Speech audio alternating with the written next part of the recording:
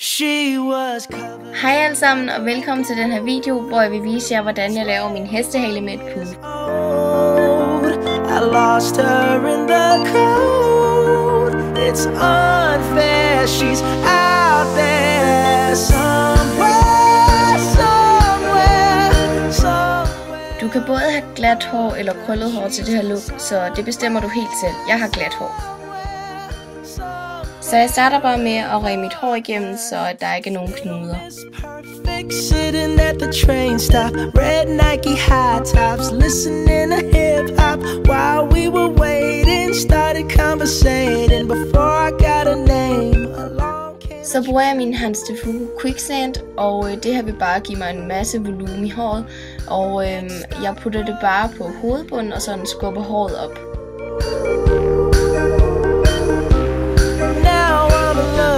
She was covered in leather and gold, 21 years old. Så ræger jeg lige sådan det øverste del af mit hår tilbage, sådan så det ser lidt pænere ud. Nu tager jeg den øverste del af mit hår og bruger en kam, så jeg sådan retter det tilbage til den måde, jeg sådan gerne vil have det.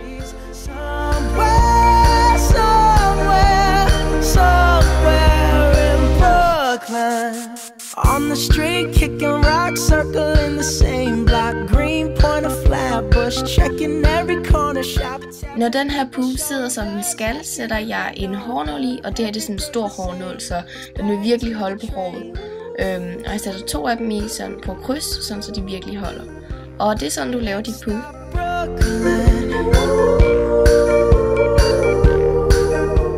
Det næste jeg gør er at tage en elastik, og du kan vælge en hvilken som helst farve. Jeg bruger bare en hvid, og jeg sætter min hestehale op.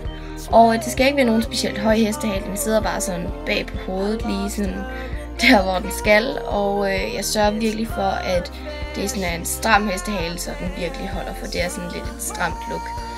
Og jeg sørger også for sådan at trække lidt i hestehalen, sådan så den sidder som jeg synes den skal. Jeg slutter af med at bruge en hårspray fra KMS California, og den her har rigtig meget hold, så håret holder bare hele dagen, eller frisyren gør. Så den er rigtig god, den her hårspray.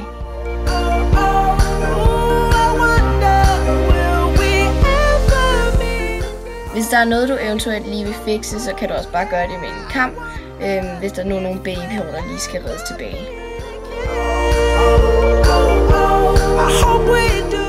Så det er sådan frisyren ser ud, og jeg håber I nød den her video, og at I vil blive inspireret, så I kan lave jeres egen frisyr, og jeg håber I vil like den her video. Og ja, vi ses. Hej hej!